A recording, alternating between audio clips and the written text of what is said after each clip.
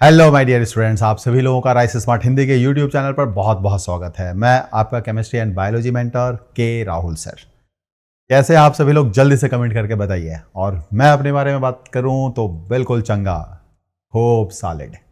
और यहाँ पर अभी हो रही है बारिश धमाधम झमाझम, और काफ़ी राहत मिली है दिल्ली वासियों को और एनसीआर के लोगों को। आप लोगों के रीजन में कैसा है माहौल, कैसा है मौसम, कमेंट कीजिएगा। तो भाई, अब सबसे पहले आप लोगों के लिए खुशखबरी, जो कि हम हमेशा आपसे हर क्लास में कहते हैं, वो है क्लासरूम वाला प्रोग्राम। तो क्लासरूम वाला कोर्स जो है आपके पास English special, maths special, reasoning plus GS special, और हर एक स्पेशल बैच को ज्वाइन करने के लिए फीस आपको जो देनी है मात्र 999 रुपए पूरे कोर्स के लिए। जी हाँ, पूरे कोर्स के लिए math special, English special, reasoning plus GS special. और कैसे आप ज्वाइन करेंगे इस क्लासरूम वाले प्रोग्राम को, क्यों रखा है इसका क्लासरूम वाला प्रोग्राम नाम, तो ये कोर्स बेसिकली मुखर्जी नगर के ऑफलाइन सेंटर पे पढ़ाया जाता है, और वही क्लास आपको ऑनलाइन भी मिलने वाली है। और कैसे आप इसे ज्वाइन करेंगे, रही बात ये, तो फटाफट से जाइए गूगल प्ले स्टोर पे, डाउनलोड कीजिए हमारा ऐप राइस स्मार्ट, सेलेक्ट कीजिए लैंग्वेज हिंदी, आपको वहां पर ऑप्शन मिल जाएगा कौन सा कोर्स आप ज्वाइन करना चाहते हैं, अपने मित्रों को, प्रिय बंधुओं को ज्वाइन करवाना चाहते हैं, उनके साथ भी शेयर कीजिए, और फटाफट से इस अच्छे से मौके का धुआंधार लाभ उठाइए। ठीक है, चलिए बढ़ते हैं हम अपने सवाल के जवाब के अभ्यास की तरफ। ठीक है, तो हम जो यहाँ पर क्वेश्चंस के प्रैक्टिस करने जा रहे हैं वो है केमिस्ट्री के मिले जुले क्वेश्चंस, और इन सभी का प्रैक्टिस आपको अपने लक्ष्य के और करीब लेके जाएगा।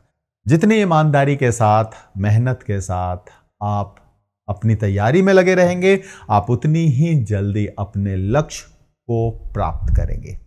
चलिए भाई, which one of the following is the purest form of the carbon. Carbon के कई एलोट्रॉपिक फॉर्म है, अपर रूप है।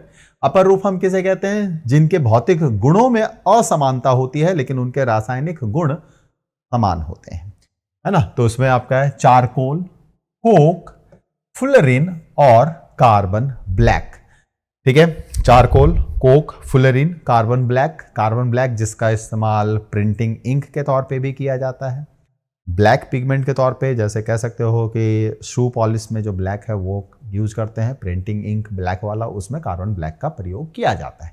तो इसमें से आपको बताना है कि सबसे प्योरेस्ट फॉर्म जो कार्बन का है वो कौन है, तो वो है हमारा फुलरिन, जिसे हम बकीबॉल के नाम से भी जानते हैं, क्योंकि ये एक केज लाइक, एक पिंजरे नुमा रचना होती है, जिसमें कम से कम जो अभी स्ट्रक्चर देखी गई है उसमें 60 कार्बन है, तो C60 कह के उसको रिप्रेजेंट करते हैं, और ऐसे ही दूसरी एक और मिली जिसको C70 कह के रिप्रेजेंट करते हैं। तो ये गोल्फ बॉल के जैसा, या फिर कह लो सॉकर बॉल के जैसा देखने को मिलता है, जहां पर पेंटागन और हेक्सागन रिंग्स इसके अंदर प्रेजेंट होते हैं। तो एक रिंग के जैसी रचना होती है। बकमिंस्टर फुलर जो पेशे से एक आर्किटेक्ट थे, यानी कि एक नक्शा बनाने वाले थे, डिजाइनर थे, इन्होंने एक साइंस म्यूजियम का डिजाइन तैयार किया था, जिसका जो डोम शेप था वह इस के कार्बन का जो ये अपर रूप डिस्कवर हुआ, कर्ल, क्रोटो एंड स्मेले के द्वारा, काफी हद तक इसकी रचना उससे मिलती जुलती थी। तो बकमिंस्टर फुलर कोई साइंटिस्ट नहीं थे, एक आर्किटेक्ट थे। इनके सम्मान में हमारे 3 साइंटिस्ट, कर्ल, क्रोटो एंड स्मेले, उन्होंने इसका नाम रख दिया बकमिंस्टर फुलर के नाम पर बकीबॉल, ठीक है, या फिर फुलरिन, जो कि कार्बन का प्यूरेस्ट फॉर्म है। अगला सवाल हमारा है, हु डिस्कवर्ड इलेक्ट्रॉन, किसने खोज की इलेक्ट्रॉन की। तो हम इसको ऐसे पढ़ते हैं कि ईट पर नाच, है ना, तो ईट पर नाच, तो ई से हमारा बनता है इलेक्ट्रॉन, ठीक है। ये शॉर्ट ट्रिक है याद करने का। और टी से हमारा बनता है थॉमसन। पूरा नाम अगर हम देखें तो जे थॉमसन। इनको फिजिक्स के लिए नोबेल प्राइज दिया गया था। पी से हमारा बनता है प्रोटॉन और इसकी डिस्कवरी का क्रेडिट जाता है किसको? रदरफोर्ड को। और समटाइम्स अगर आपको मान लो रदरफोर्ड नहीं लिखा हुआ मिलता है तो हो सकता है कि वहां पर आपको लिखा हुआ मिले गोल्ड स्टेन, तो फिर आपका ऑप्शन होगा गोल्ड स्टेन, नहीं तो रदरफोर्ड। और ये एन से हमने लिया न्यूट्रॉन और सी एच से हमारा है चैडविक। ठीक है, पूरा नाम जेम्स चैडविक। ठीक है भाई, तो पूरा नाम जेम्स चैडविक। तो ये था डिस्कवरी का। तो अब बताइए इसमें किसने डिस्कवर किया? तो भाई जे थॉमसन। जे थॉमसन के बेटे का नाम था G.P. थॉमसन। इनको भी फिजिक्स के लिए नोबेल प्राइज मिला। ठीक है, तो ये भी कह लो साइंटिस्ट थे। और कहोगे सर ये तो केमिस्ट्री पढ़ा रहे हो तो फिजिक्स का क्यों मिला? बेसिकली जो आपका एटॉमिक स्ट्रक्चर है या स्ट्रक्चर ऑफ एटम वाला चैप्टर कह ले, जिसकी बात पर जहां पर इन्होंने एक्सपेरिमेंट किया, ये फिजिक्स में भी बड़ा कॉमन है। तो बेटे को भी और इनके पिताजी जे थॉमसन, इन दोनों को ही नोबेल प्राइज अलग अलग काम के लिए दिया गया। ऑब्वियसली अलग अलग काम का ही होगा। बेटे और बाप में जब तक बेटा बना होगा साइंटिस्ट, पिताजी तो बहुत बूढ़े हो चुके होंगे। Okay, very good. Stung by hairs of nettle leaves causes burning pain. This is due to the injection of. बिछुआ के पत्तों के बालों के संपर्क में आने से जलन होता है। यह इनमें से किस अम्ल के कारण होता है ना? बिछुआ के पत्ते, नेटल लीव्स, या फिर आप कह लीजिए ततैया के काटने से, या मधुमक्खियों के काटने से, या चींटियों के काटने से जो हमारे स्किन पर, त्वचा पर जलन महसूस होती है, उन सभी केसेस में एसिड समान है ना? बिछुआ के पत्ते, मधुमक्खी के डंक, ततैया के डंक, चींटी के काटने में, इन सभी में जो अम्ल है वो समान है। वो काटते जब हैं या डंक मारते हैं या हम अगर इन पत्तियों के संपर्क में आते हैं तो उनके ऊपर एक, पत्तियों के ऊपर एक हेयर नुमा रचना होती है, बाल की जैसी रचना होती है, जिसमें कि भरा होता है ये अम्ल। इस भरे हुए अम्ल के संपर्क में आने पर वो फूटता है, वो हमारे स्किन पे लगता है और जलन सी महसूस होती है। और ये हमारा कौन सा है? तो ये है मेथानोइक अम्ल, है ना? तो कौन सा अम्ल है भाई? मेथानोइक अम्ल, जिसे हम फॉर्मिक एसिड के नाम से भी जानते हैं। किसके नाम से? फॉर्मिक एसिड के नाम से भी जानते हैं। और फॉर्मूला क्या हो जाता है? HCOOH। ठीक है, और एसिटिक एसिड जिसको हम IUPAC नेम में एथानोइक एसिड के नाम से जानते हैं। ठीक है, नीचे भी अगर हम कहें तो फॉर्मिक एसिड इसका कॉमन नेम है, मेथानोइक एसिड इसका IUPAC नेम है, और इसका फॉर्मूला हो जाता है CH3COOH।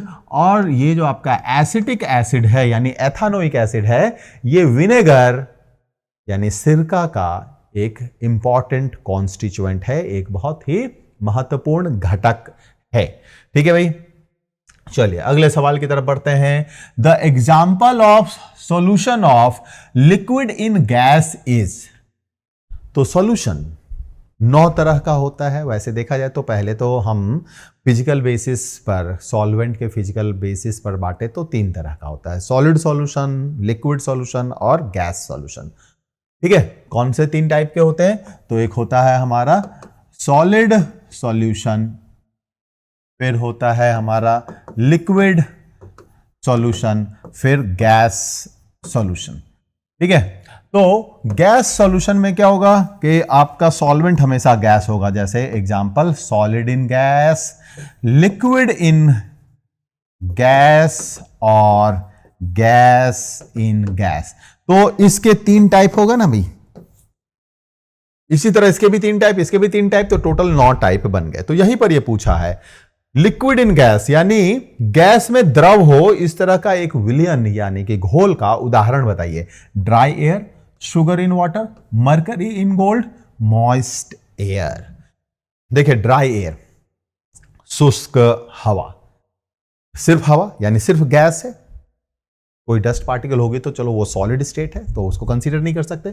Sugar in water, water एक लिक्विड है, शुगर सॉलिड है, तो सॉलिड इन लिक्विड का उदाहरण हो गया यानी ठोस इन द्रव का उदाहरण है। हमें तो देखना है गैस द्रव में, तो मरकरी लिक्विड होता है, गोल्ड सॉलिड होता है, ये भी नहीं।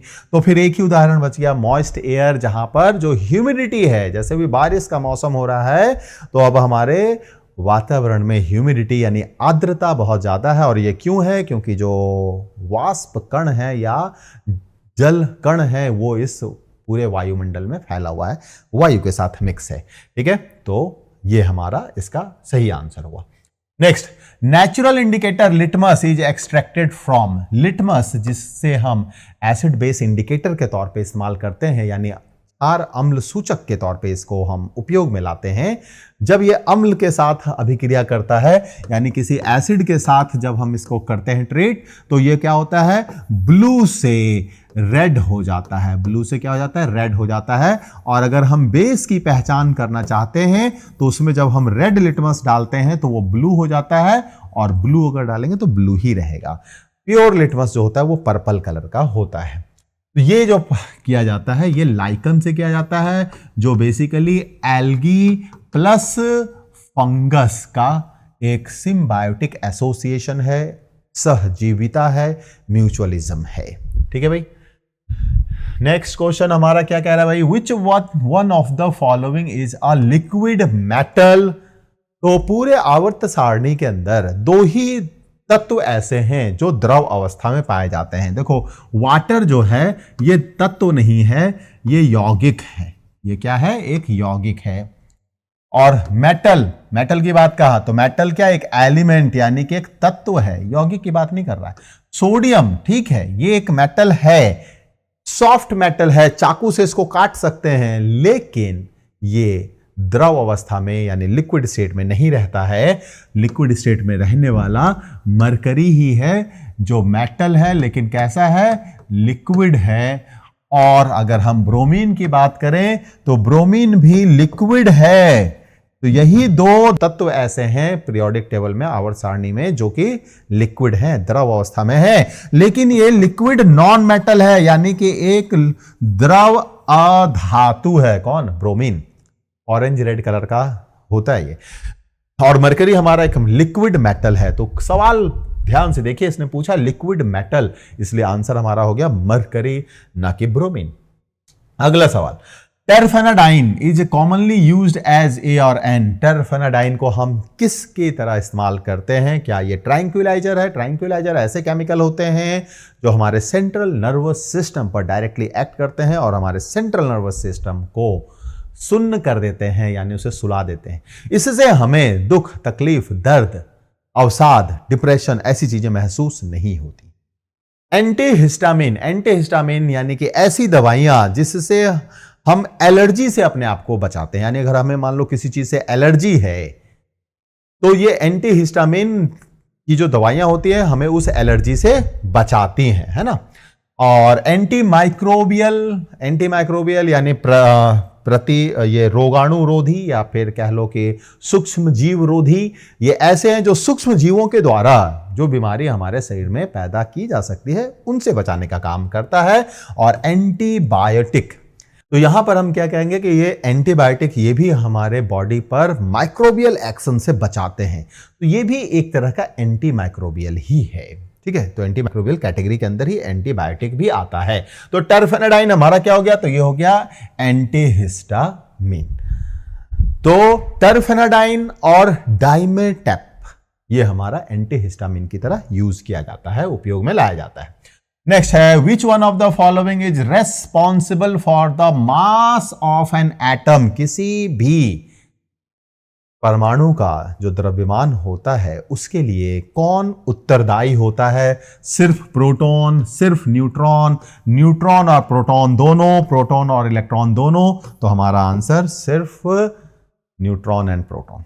इलेक्ट्रॉन का कोई योगदान नहीं होता है क्योंकि इलेक्ट्रॉन का मास, उसका द्रव्यमान 0 माना जाता है, यानी नगण्य माना जाता है। ठीक है, और इन्हीं न्यूट्रॉन और प्रोटॉन को मिलाकर हम न्यूक्लियॉन्स कहते हैं।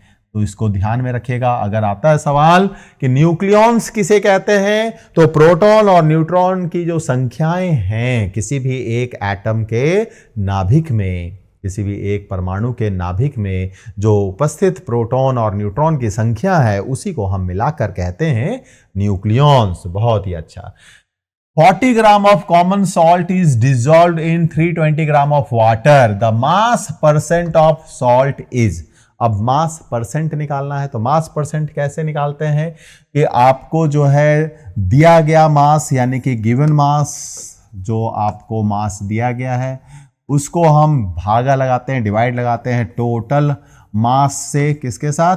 टोटल मास से, और फिर इसको हम गुणा कर देते हैं किससे? 100 से।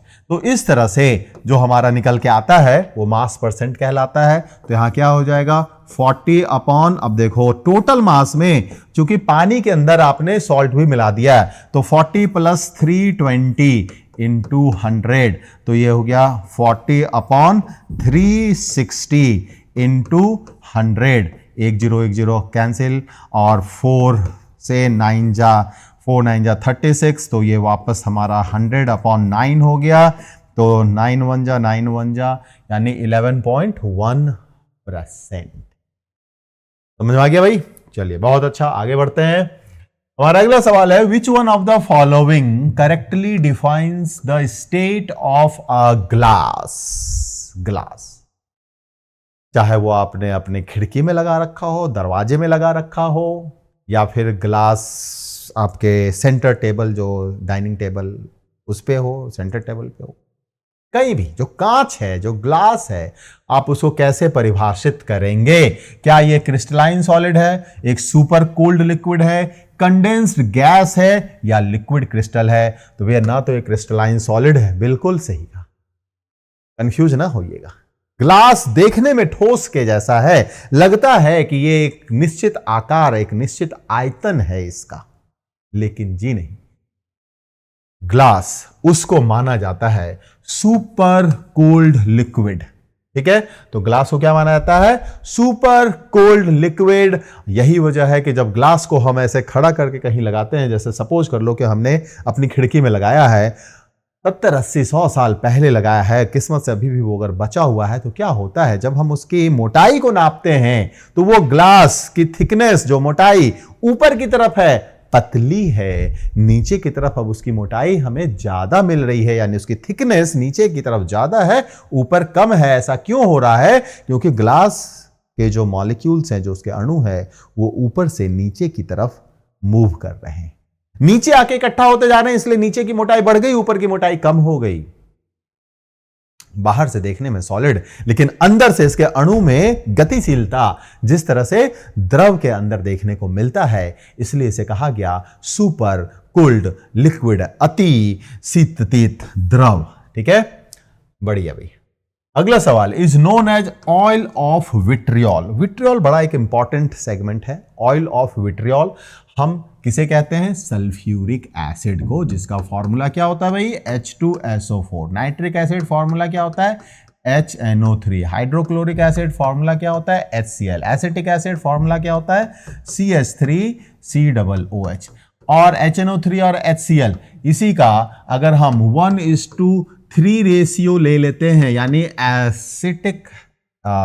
नाइट्रिक एसिड का 1 पार्ट, हाइड्रोक्लोरिक एसिड का 3 पार्ट, तो ये जो रेशियो हमारा मिलता है इसे हम कहते हैं अम्ल राज, है ना, यानी कि एक्वा रेजिया।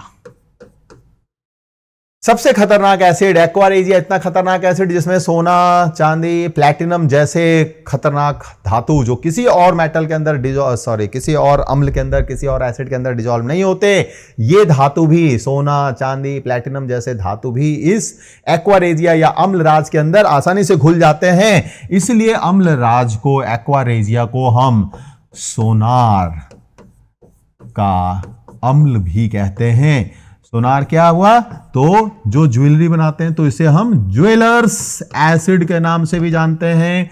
क्यों? क्योंकि अब ऑब्वियस सी बात है भाई, एक लोहार तो सोने चांदी का क्या कर लेगा, है ना? तो ये ठीक है। तो इस तरह से ये सही आंसर हमारा क्या बना? Sulphuric acid. नेक्स्ट क्वेश्चन हमारा क्या है? Which one of the following elements is used in pencil lead? बच्चे जो लिखते हैं, हमने भी बचपन में लिखी, अभी भी शायद हम लोगों में से कई ऐसे हैं जो ड्राइंग वगैरह करने के लिए, कुछ चीज ड्रॉ करने के लिए पेंसिल का इस्तेमाल करते हैं। तो पेंसिल में जो ब्लैक कलर का सेंटर में लगा होता है वो क्या है? जिंक है, लेड है, कार्बन है या टिन है? कार्बन का भी जो एलोट्रॉप कौन सा? ग्रेफाइट। जी हां, ये कार्बन का एक एलोट्रॉप है, ग्रेफाइट। ठीक है, चलिए अगला सवाल अब हमारे सामने है, वो क्या है? Which one among the following is not an analgesic? Analgesic मतलब दर्द निवारक दवाइयां, पीड़ा हारी बाम, झंडू बाम, पीड़ा हारी बाम, यानी ऐसी दवाइयां जो हमारे शरीर में होने वाले दर्द को, पीड़ा को हर लेता है, उसे ही हम कहते हैं पीड़ा हारी दवाइयां, पीड़ा हारी या फिर दर्द निवारक दवाइयां। तो आइब्रूफेन, नेप्रोक्सेन, एस्पिरिन या फिर वैलियम। तो यहां अब ये सब कुछ दवाइयां हैं, याद रखनी पड़ेंगी। केमिस्ट्री इन एवरीडे लाइफ यानी प्रतिदिन में रसायन का उपयोग, उसमें है तो एस्पिरिन हमारा इसके अंदर आता है। तो सही आंसर हमारा इसमें क्या है? एस्पिरिन। वैसे एस्पिरिन का इस्तेमाल हार्ट अटैक को प्रिवेंट करने के लिए भी यूज किया जाता है, और एस्पिरिन का प्रयोग जो है कुछ एक जगहों पर फीवर कम करने के लिए भी किया जाता है, लेकिन ये एक दर्द निवारक दवा के रूप में भी यूज किया जाता है। ओके भाई, what happens to the atomic number during a chemical reaction? Chemical reaction के दौरान एटॉमिक नंबर पर क्या प्रभाव पड़ता है? कोई प्रभाव नहीं पड़ता। एटॉमिक रिएक्शन, जब भी कोई रिएक्शन होता है तो एटॉमिक नंबर हो या एटॉमिक मास हो, न तो किसी का मास बदलता है न किसी का नंबर बदलता है, बस उनके आपस में जो कंपोजिशन था, यानी किस रेशियो में एक दूसरे से रिएक्ट किया, वो बदल जाता है। ठीक है, next, metals generally are reducing agents, oxidising agents, both oxidising and reducing and none of these. देखो, रिड्यूसिंग एजेंट उसको कहते हैं, रिड्यूसिंग एजेंट यानी अवकारक या अपचायक किसको कहते हैं? तो एजेंट यानी जो दूसरे को रिड्यूस करा दे, तो दूसरे को रिड्यूस कराएगा तो खुद को क्या करेगा? ऑक्सीडाइज करेगा। यानी यहां पर होना चाहिए लॉस ऑफ इलेक्ट्रॉन, यानी जो इलेक्ट्रॉन का त्याग कर सकता हो। ऑक्सीडाइजिंग एजेंट उसको कहते हैं जो होगा गेन ऑफ इलेक्ट्रॉन, यानी जो इलेक्ट्रॉन को गेन कर सकते हो। तो मेटल यानी धातु की बात करें तो इसमें क्या होता है? एक्सेस इलेक्ट्रॉन होता है, इनमें इलेक्ट्रॉन ज्यादा होता है। नॉन मेटल या अधातुओं में इलेक्ट्रॉन की कमी होती है। तो ज्यादातर क्या होता है कि जो अधातुएं हैं, नॉन मेटल्स, वो इलेक्ट्रॉन को गेन करती हैं। तो वो गेन ऑफ इलेक्ट्रॉन कर रही हैं तो वो क्या कहलाएंगे? Oxidising agent. और मेटल में एक्स्ट्रा इलेक्ट्रॉन है तो ये क्या करेगा? एक्सेस इलेक्ट्रॉन है, उस एक्सेस इलेक्ट्रॉन को ये लूज कर देगा, इसलिए ये क्या बन जाएगा? रिड्यूसिंग एजेंट, अवकारक या अपचायक। नेक्स्ट भाई, on passing through a colloidal solution the beam of light gets. एक कोलॉइडल सॉल्यूशन है, मान लो ये एक बीकर है, इसमें एक कोलॉइडल सॉल्यूशन भरा हुआ है। ये लाइट जब हम इसमें डालेंगे तो क्या होगा? ये बिखर जाएगा, स्कैटरिंग। इसको क्या कहते हैं? Scattering of light. और इस इफेक्ट को नाम दिया गया, इस इफेक्ट को नाम दिया गया क्या? टिंडल इफेक्ट, टिंडल प्रभाव, है ना? टिंडल साइंटिस्ट जिन्होंने इस चीज को स्टडी किया तो उनके नाम पर रखा गया टिंडल प्रभाव यानी टिंडल इफेक्ट। ठीक है, तो ना तो यहां परावर्तित होता है ना अपवर्तित होता है, वो स्कैटर्ड हो जाता है, बिखर जाता है। A salt derived from strong acid and a weak base will dissolve in the water to give a solution which is, बहुत आसान भैया, जो ताकतवर है वही तो अपना गुण प्रदर्शित करेगा। एसिड हमारा स्ट्रांग है, ताकतवर एसिड है। वीक है हमारा बेस, जो क्षार है वो बड़ा कमजोर है, दुर्बल है। दोनों को मिलाया तो ठीक है, एक यौगिक बन गया है। वो एक ऐसा यौगिक है जिसमें अम्ल जो आया है वो ताकतवर है, मजबूत है। जो उसके अंदर क्षार आया है वो दुर्बल है। अब जब उसको पानी में डालेंगे तो क्या होगा? तो ताकतवर एसिड था वो अपना प्रभाव दिखाना शुरू करेगा, क्षार अपना प्रभाव नहीं दिखाएगा। तो अम्ल यहां ताकतवर था, स्ट्रांग एसिड है, एक पावरफुल एसिड है। तो पानी के अंदर जाते वो अपना एसिडिक गुण दिखाना शुरू कर देगा, इसलिए वो सॉल्यूशन जो बनेगा वो अम्लीय प्रकृति का होगा, ना कि क्षारीय, ना ही उदासीन। हाँ, उदासीन तब होता जैसे NaCl एक सॉल्ट है, लेकिन ये NaCl सॉल्ट कैसा है? ये उदासीन है, ये न्यूट्रल है। क्यों? क्योंकि इसका एसिड भी स्ट्रांग, इसका बेस भी स्ट्रांग, दोनों स्ट्रांग। तो किसी ने अपना रूप, किसी ने अपना गुण नहीं दिखाया, तो ये उदासीन हो गया। अगला सवाल, विच one of the following substances is made from natural raw material? इनमें से कौन सा ऐसा पॉलीमर, बहुलक है या पदार्थ है जो पूर्णतः प्राकृतिक पदार्थों से तैयार किया गया है, उसमें कोई भी कृत्रिम पदार्थ नहीं है। रेयॉन पूरी तरह से कृत्रिम, नायलॉन पूरी तरह से नहीं, नायलॉन पूरी तरह से कृत्रिम, पॉलिस्टर पूरी तरह से कृत्रिम, पॉलीस्टाइरीन ये हमारा पूरी तरह से कृत्रिम। सिर्फ रेयॉन ऐसा है जो कि हमारा नेचुरल है, प्राकृतिक है ना। तो रेयॉन, इनसे कपड़े वगैरह भी ये सब तैयार किए जाते हैं। नेक्स्ट है Teflon is a polymer of which of the following monomers? Teflon जिसका प्रयोग किया जाता है, सबसे ज्यादा कॉमन प्रयोग, एक नॉन स्टिकी कुकवेयर, यानी ऐसे बर्तनों को बनाने में जिसमें चीजें, खाना जो भी हम बनाते हैं, सब्जी वगैरह बनाते हैं, ऑमलेट बनाते हैं या कुछ भी ऐसा बनाते हैं, वो चिपकता नहीं है। Non stick cookware. तो आप इसमें ऑयल फ्री कुकिंग कर सकते हैं, यानी बिना तेल डाले आप ऑमलेट बना सकते हैं, बिना तेल डाले आप सब्जियां वगैरह बना सकते हैं। ऐसा है, क्लियर है भाई?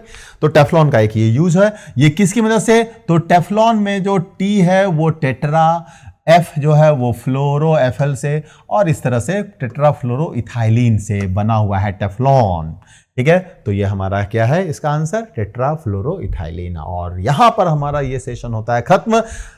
जरूर कमेंट करके बताइएगा कैसा लगा सेशन, और नेक्स्ट टाइम अगर आप ये भी कमेंट करके बताना चाहें तो बहुत अच्छा लगेगा हमें और हमारी टीम को कि आप किस टॉपिक के ऊपर चाहते हैं क्वेश्चन आंसर का प्रैक्टिस और कॉन्सेप्ट का डिस्कशन। कमेंट करके जरूर बताइएगा। फिलहाल मुझे दे दीजिए इजाजत। आप लोग अच्छे से अपनी तैयारियों में व्यस्त रहिए, मस्त रहिए, स्वस्थ रहिए। नमस्कार।